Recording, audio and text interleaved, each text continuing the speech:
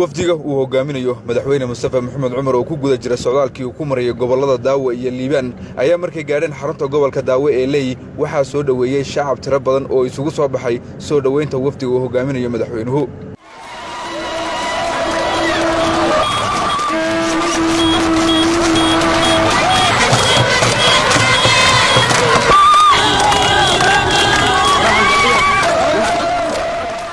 madaxweynaha iyo shacabka leey ayaa soo dhaweyn kadib fagaaro ballaaran kulan ku wada yeeshay waxayna ka wada hadleen arrimo kala duwan oo la xiriira ilaalinta nabadgelyada iyo baahiyaha ay qabaan oo ay madaxweynaha ka codsadeen. madaxweyne ku soo dhawow ummadaadii dhibka ay soo martay maanta uga caafimaadayso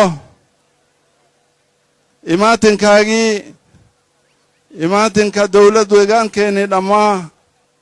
oo gobolka maanta noo joogtaan wixii geeriya aan soo marray ama wixii dhaawaca ama wixii agoon ah dhibaatada aan soo marray dadii duunya aan ku soo marray dagaalkii aan ku soo marray waxaan uga caafimaadaynaa imaatinkiina aan ku caafimaadaynaa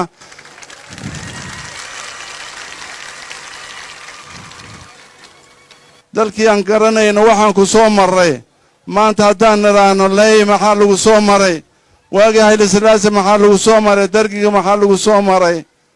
ama mililig maxaa lagu soo maray ama wakhtigan dambe maxaan ku soo marray in ilaahay maanta Itoobiya isbeddelkan weyn oo saameeyey dhammaan Itoobiya midnimadeedii keenay oo maanta ururka maanta bilsigina oo ururkan barwaaqada maanta ay noo sidaan aan ku soo dhaweynayno madaxweynaheennii fayeenkeennii golaheennii dhammaa aan ku soo dhaweynayno waa alla mahadii marka anigu hadda waxaan ku soo gaabinaya duco in dowladnimadeennaan maanta qarannimadan aan haysanno madaxdeenniina ilaahay cumrinooda noo dheereeyo qarannimadanna ilaahay noo adkeeyo Itoobiya oo dhan nabad ilaahay nooga dhigaan ku ducaynayaa اللهم اجمع لنا خير الدنيا والآخرة واصرف عنا شر الدنيا والآخرة ربنا آتنا من لدنك رحمة وهيئ لنا من أمرنا رشدا وصلى الله على سيدنا محمد وعلى صحبه وسلم. الفاتح. madaxweynaha oo fagaarahan kula hadlay shacabka ku dhaqan xarunta gobolka Daawa ee leey ayaa waxa hadaladiisi ka mid ahaa aad iyo aad ayaan u salaamayaa shacabka sharafta leh ee xarunta gobolka Daawa magaalada leey soo bixiina soo dhaweynta waji furnaanta qalbi wanaageed ka muuqata aad iyo aad baan soo dhaweynaya wad maasantiin waxa fiicneyd iyadoo annaguna aan safar dheer soo gelin idinkuna aydan banaankan cid fadhiin aan iska wareysano hawlaha ka jira gobolka iyo guud ahaan deegaanka laakiin xogaa fursad ay noo saabaxaynin balse inta ugaas uu sheegay wax badan ma raacin karo dhinaca horumarka runtii isbedel wanaagsan baa ka jira la oran karaa marka loo eego dhaadhicinta miisaaniyadda ee gobolada iyo degmooyinka oo awal hore miisaaniyadda badankeedu ahayd mid caasimadda lagu cuno laakiin hadda go'aanku yahay in hoos loo dhaadhiciyo oo dadka gobolada iyo degmooyinka jooga ay miisaaniyadda helaan mashaariicdii degmooyinku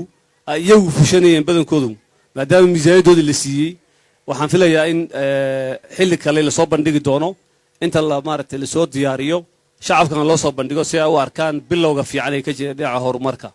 dhanka horumarkana waa bilow fiican laakiin nabadgelyo aan u baahannahay nabadgelyadu waxaa kow ah dhexdeena Soomaaliyeed aan isku duubnaano walaalaheen dadka oromada jaarka aan nahayna